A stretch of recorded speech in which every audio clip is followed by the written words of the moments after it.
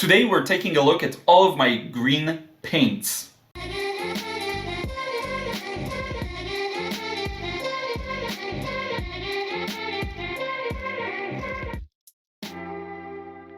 What's up friends, Liron here, thank you for joining me in another video. So I thought it would be really cool to just grab all of the green colors that I've got and just do one kind of video where I share all of them and I show all of them and what they look like compared to one another. I think it's really good for me too as a kind of a refresher. So I've got about 8 greens that are really in major use. I discarded just a few that I have samples of or things like this and just kept 8 main greens that I did find myself use from time to time, and I just want to show them to you, and we're gonna make it interesting. It's not gonna be swatches, it's gonna be something a little different, so let me change the angle and I'll show you.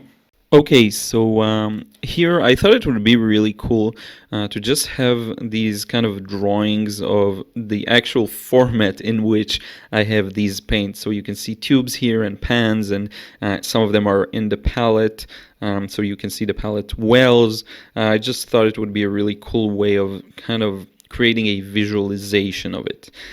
So starting here with the phthalo greens, I kind of decided to move very loosely from cooler to warmer.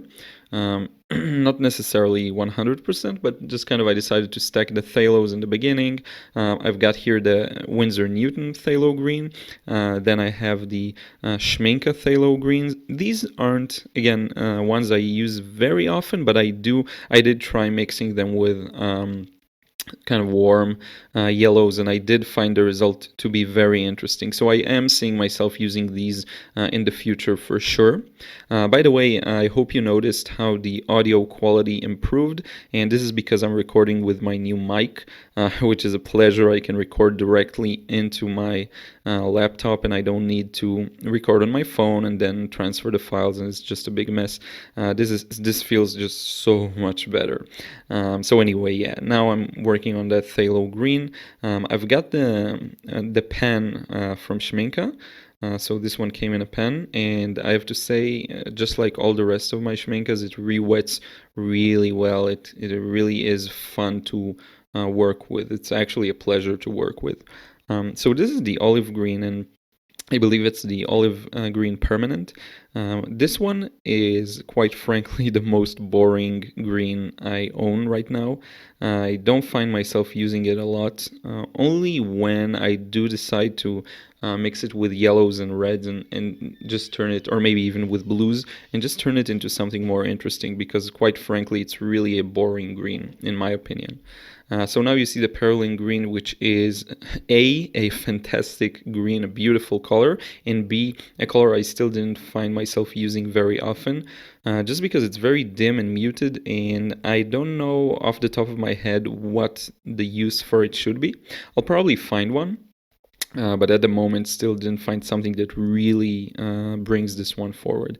Now it's the Undersea green, just a beautiful, beautiful green. Came in the Daniel Smith secondary set along with Carbazole Violet and that orange that I forgot, I think quinacridone, burnt orange. And I used this one extensively. I found it to be really good. And I could actually create whole paintings with this secondary triad, and I just loved it. I have this one by Daniel Smith, and it's in my home palette, so you can actually see the wells of the palette here. Same goes for this sap green. It's the same palette by Magello, and this sap green is one I've been using for quite some time now. I got really used to it, and I really love it. I used it a lot more in the past, but now I'm trying to kind of bring it back from time to time.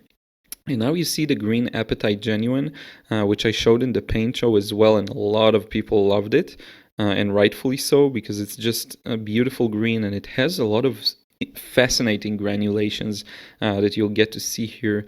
The blue and yellow separate, and it creates just a beautiful, beautiful effect. And finally, we've got the May green, and this one is really an interesting one. I wasn't sure what to expect out of this one, and I just really loved it from the first time I used it, and it just has a really nice feeling to it. The only downside is that you can't get a really dark value, so that's something to take into consideration. But anyway, this is it. Let me zoom out. In a moment, I'll zoom out and actually show you what all of these look like together, and hopefully it's a little more interesting than just looking at boring swatches.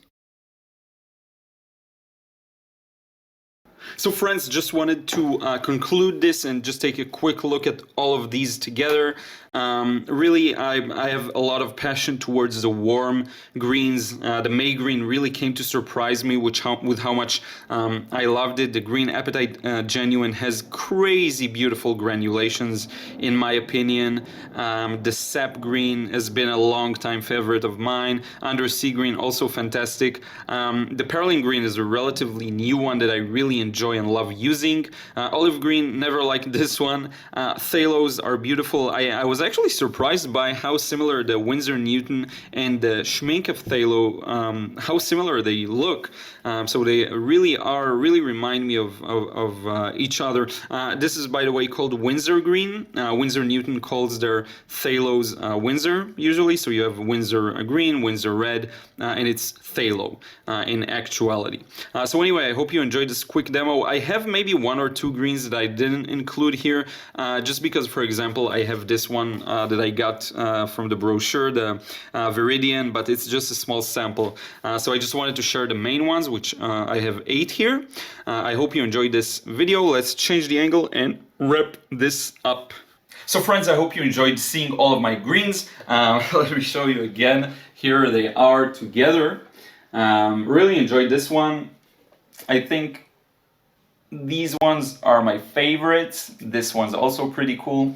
Like as I said right now when we wrapped up, I have some of these that I like more, some that I like a little less or that I use less. But anyway, these are all of the main ones I've gone through so far. I hope you enjoyed this one, and maybe it gives you like a good perspective of what each green looks like when compared to all the others, because sometimes we see a color and it's isolated from the others, and this gives you maybe a better perspective on these. So I hope you enjoyed this quick fun video. I really wanted it to just be something a little different. Don't forget to subscribe here to my channel if you enjoyed this one. Also, did you notice how the audio quality has changed? As I mentioned, I got the new mic for the podcast, so this is something really cool, and I'm happy that I can upgrade that. The quality of the audio is really important for me. And yeah, this is it. Don't forget to subscribe. Follow me on Instagram and Snapchat for more daily updates, more fun stuff, works in progress, things of that nature. And I will see you again in another video really soon.